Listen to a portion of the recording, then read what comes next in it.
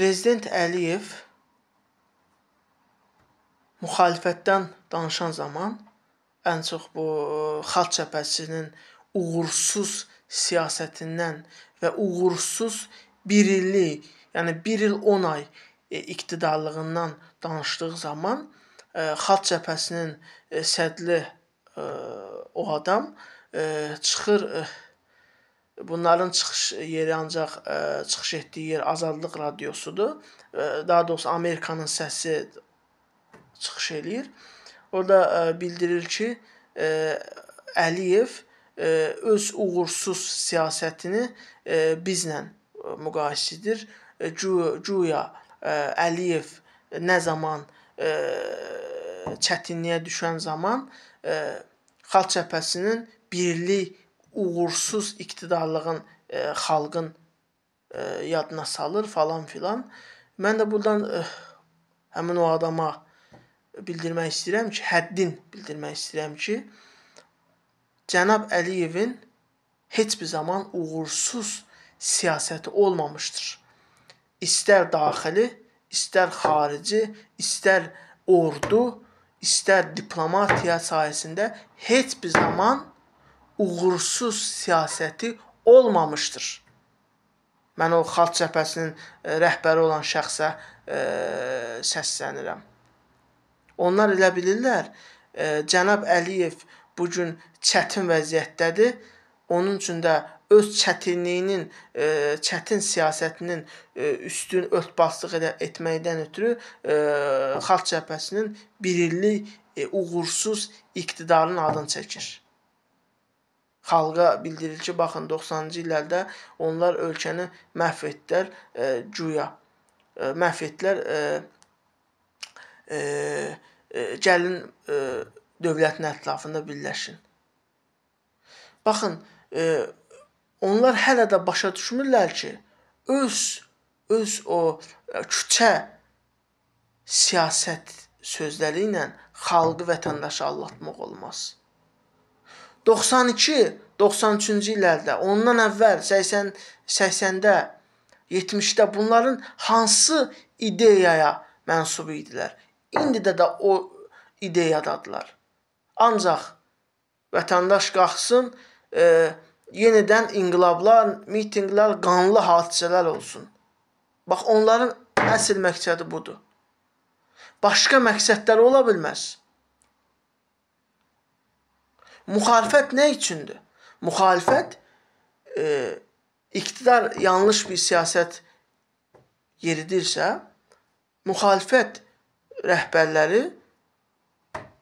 iqtidar partiyasının rəhbəri ilə, yəni prezidentlə görüşürlər.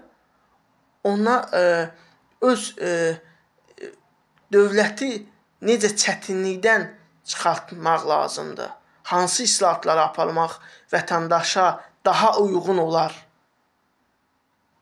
siyasətin rəhbərə bildirirlər. Bax, müxalifət budur. Amma bizdə müxalifət başqa cür işləyir. Necə işləyir? Xalq Cəbhəsi rəhbərinə sual edirlər, Amerikanın səsi olan o jurnalistlər sual edirlər, Azərbaycanda bugün insan hüquqları güya, insan hüquqları pozulur, Azərbaycanda repressiyalar davam edir, Əliyev güya ölkəni məhv edir, talayır və s. və axır fikirlər səsləndirib sual edirlər Əli Kərimliyə, həmin o partiyanın sədrinə. O da deyir ki, mən niyə çıxış yolunu deməliyəm? Əliyev istefa versin, mən gəlim, görəcək ki, ölkəni necə idarə edim. Bu çıxış xalqımızı qane edə bilərmi? Əsla edə bilməz. Sən müxalifət lidersən. Sən müxalifət lidersən. İqtidarın səhvi varsa, sən ona düzgün yol göstərməlisən. Amma bunlar deyir, yox, istefa versin, mən gəlim, görəcək ki, mən necə idarə edəcəm. Gördük sizin idarə etdiyiniz Azərbaycanı. Azərbaycanda, neft-qaz ölkəsi olan Azərbaycanda bir dənə də olsun benzin tapılmırdı. Amma Ermənistanda ucuz qiymətə benzini satırdılar. Baxın, bu mənim sözüm deyil ha. Bu mənim sözüm deyil. Bu onların lideri olduğu rəhmətli Elçibəyin sözüdür. Çıxışıdır. Bunu arxivdən baxa bilərsiniz. Yəni, Xalq Cəbhəsinin 1 il 10 ay 120 gün iqtidarda qaldıqları günün siyasətidir. İfşa etmişdi.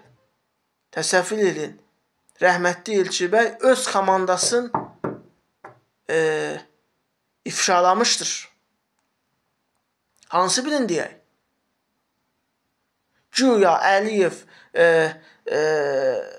pis vəziyyətdədir. Öz pis vəziyyətin örtbaslıq eləməkdən ötürü Xalq Cəbhəsinin özbaşınalığın, dırnaqarası güya, özbaşınalığın Xalq Cəbhəsinin dediyinə görə, özbaşınalığın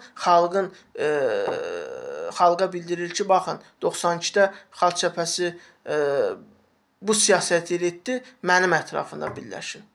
Güya.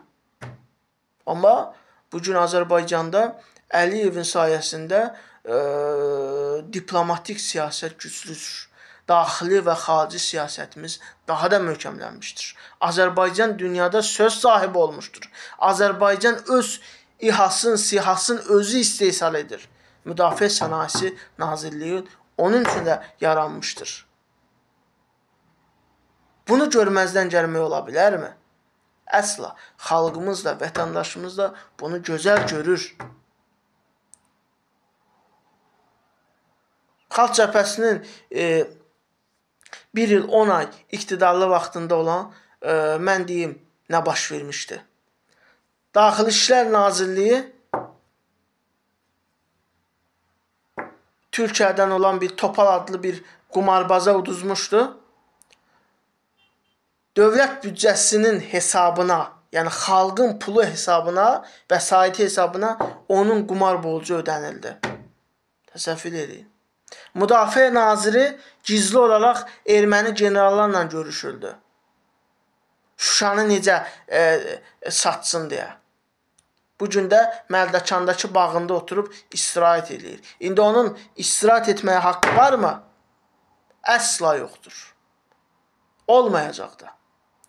Bu həyatda da cəzasını çəkməsə, o bu dünyada cəzasını mütləq çəkəcəkdir. Yəni, bugün əgər müxalifət bir şey bilirsə, onu gizlətməsin, desin, iqtidarla birləşsin, iqtidara yardımın etsin. Bilsin ki, yoxsa bu nə deyir, yox, istefa versin, mən gəlim, görəcək ki, mən ölkəni necə idarə edəcəm.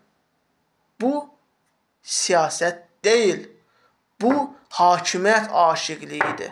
Bəli, bugün onlar hakimiyyət aşiqliyidir, hakimiyyət aşiqidirlər. Müxalifətcən, buyur, sən nə məsləhət görürsən? Buyur, de. Bunlar deyir, yox, gərək Əliyev istifa verə, biz iqtidara gələk, görəcək ki, Azərbaycanı necə gücləndiririk. Gördük sizin o 1 il 10 ay iqtidarınız olduğu zaman. 1992 7 iyun, 1993 17 iyun gördük. Kəlbəcəli necə tək qoydunuz? Kəlbəcəldə yaşayan günahsız insanlar necə tək qoydunuz?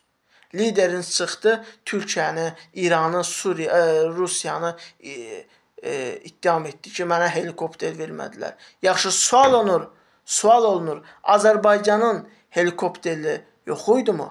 Dövlətin 4 dənə helikopteri yox idi mu? Sən niyə Türkiyəyə, İrana, Rusiyadan dilənirsən? Azərbaycanın o zaman ordusu da var idi, helikopteri də var idi, silahı da, sursatı da var idi. Var idi hər şey. Sadəcə bunlar qıymadılar Xalq Cəbhəsi. Qoy orada insanlar tək qalsınlar. Başdan itirmişdilər.